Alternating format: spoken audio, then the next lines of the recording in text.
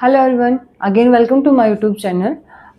आज हम अपनी क्लास में करते हैं class 9th chapter 3 the world of number, last exercise, the end of chapter exercise. इस एक्सरसाइज में हमारे चैप्टर में जितने भी टाइप्स जितने भी टॉपिक के थे उनमें से हर टॉपिक के अकॉर्डिंग आपको क्या मिलेंगे, क्वेश्चंस मिलेंगे। First question, convert the following rational number in a form of the terminating decimal और नॉन टर्मिनेटिंग।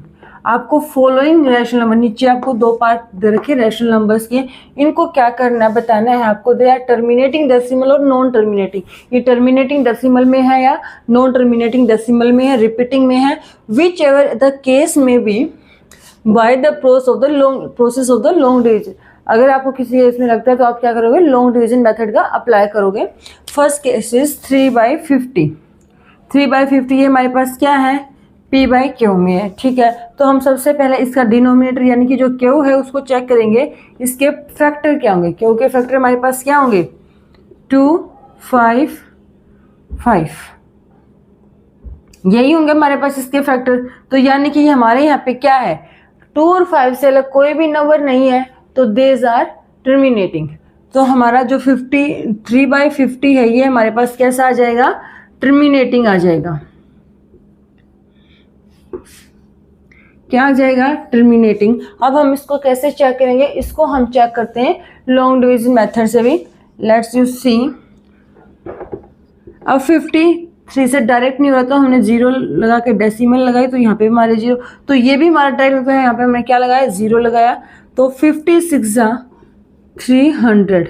देखो बेटा ये हमारा यहाँ पे क्या हो गया, टर्मिनेट हो गया। तो इसकी वैल्यू क्या आ जाएगी, 3/50 equal to 0.06। This is a terminating decimal. Okay, next part 2/9। हमें अब 9 के फैक्टर करने हैं। 9 के फैक्टर क्या होंगे हमारे पास, 3 क्रॉस 3 क्रॉस 1, यानी कि हमारा यहाँ पे 2 और 5 से कोई अलग ही फैक्टर आए तो दे आर रिपीटिंग। तो यहाँ पे हमारा क्या आ जाएगा, क्या आ जाएगा, रिपीटिंग आ जाएगा। हम इसको प्रोसेस करते हैं लॉन्ग डिवीजन मेथड से। कैसे करेंगे, 2 9। अब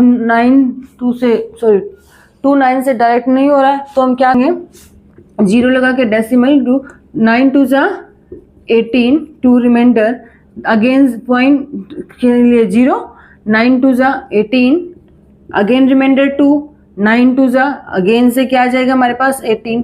तो बेटा हमने देखा कि बार बार हमारे यहाँ पे क्या हो रहा है, तो रिपीट हो रहा है। तो हमने यहाँ से भी अपना चेक किया था, ये हमारा क्या आ रहा है, रिपीटिंग आ रहा है। तो 2/9 इज इक्वल टू 0.2 बार, और ये हमारा क्या आ जाएगा, रिपीटिंग।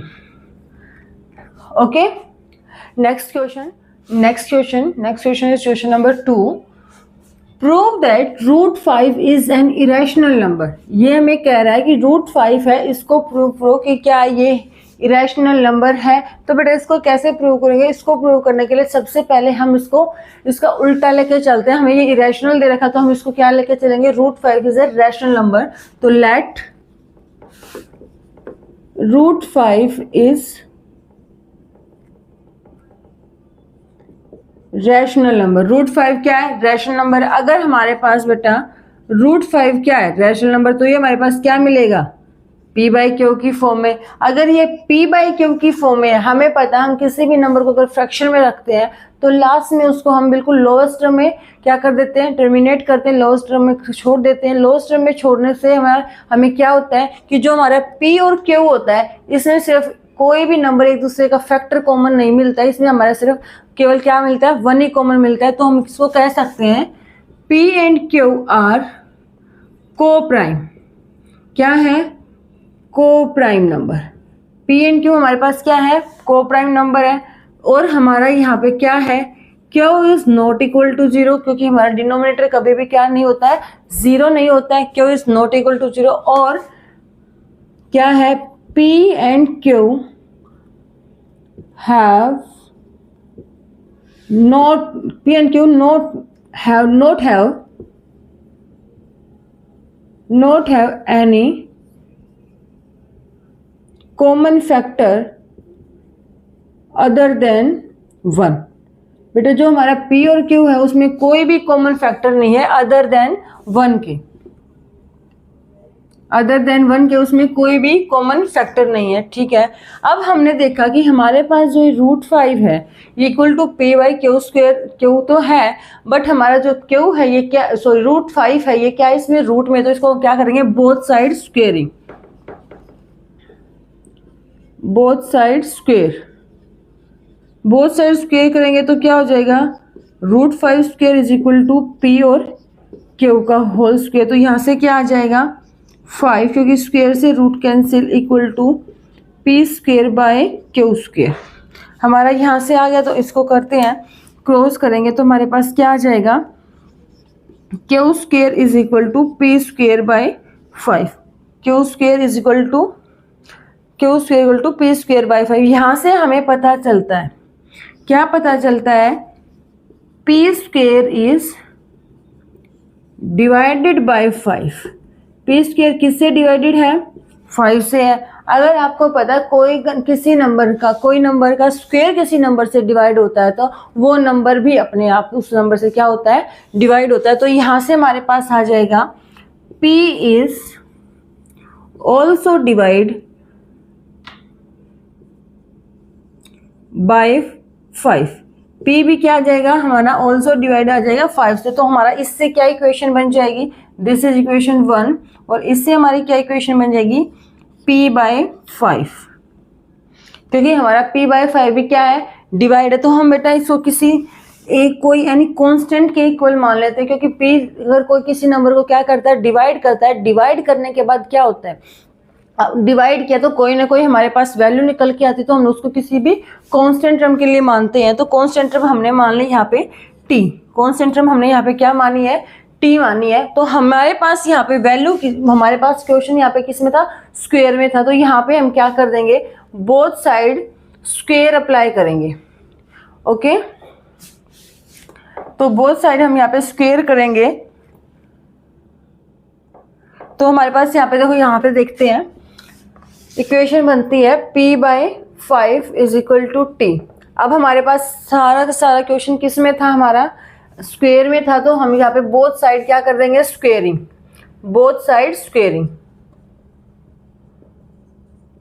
बोथ साइड स्क्वेयरिंग की तो p square by 25 is equal to t square. तो यहाँ से हमारे पास क्या आ जाएगी p स्क्वेयर की वैल्यू आ जाएगी क्या t स्क्वेयर 25, p स्क्वेयर की वैल्यू क्या आ गई हमारे पास t स्क्वेयर 25।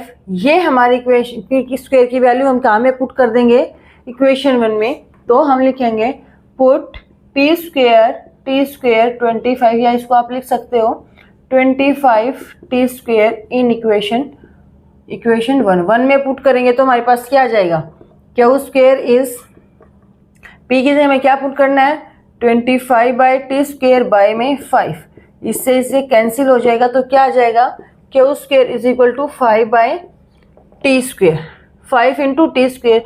तो बेटा हमारा यहाँ से ये आ गया है। अब ये 5 हमारा यहाँ पे क्या है मल्टीप्लाई में है, तो इधर आके हमारा क्या हो जाएगा डिवाइड में, so Q square by 5 is equal to T square. अब हमने यहाँ से देखा कि Q square is divisible by 5, Q square भी हमारा क्या है डिविजिबल बाय 5, तो हम यहाँ पे लिख सकते हैं Q square is divisible by 5 से डिविजिबल है, तो क्यू भी हमारा क्या होगा डिविजिबल बाय 5 से। अब हमने यहाँ से पूरे क्वेश्चन में कंक्लूजन देखा कि हमारा p स्क्वेयर भी 5 से डिविजिबल है और p भी हमारा डिविजिबल बाय 5 है, p हमारा यहाँ से क्या आ गया डिविजिबल बाय 5 आ गया। और ऐसा ही हमारा यहाँ पे आया कि क्यू स्क्वेयर डिविजिबल बाय 5 है तो क्यू ऑल्सो डिविजिबल बाय 5, तो हमारा क्यू भी यहाँ से क्या आ गया डिविजिबल बाय 5। बट हम यहाँ पे लेके चले थे ये कैसा नंबर है रैशनल नंबर और जिसमें कोई भी कॉमन फैक्टर नहीं है, बट यहाँ पे p का भी p और q में क्या मिल गया हमें कॉमन फैक्टर 5 मिल गया है, तो हमारी एजम्पशन क्या हो गई है रॉन्ग। तो हम लिखेंगे लास्ट में our assumption, are you stable follow, आप लिख लेना our assumption is wrong, so √5 is not a rational number, √5 is a irrational number. Okay, I will again repeat, our assumption is wrong, √5 is not a rational number, √5 is a irrational number. Okay, if any query, any doubt, so comment me, like, share, subscribe my channel. Thank you.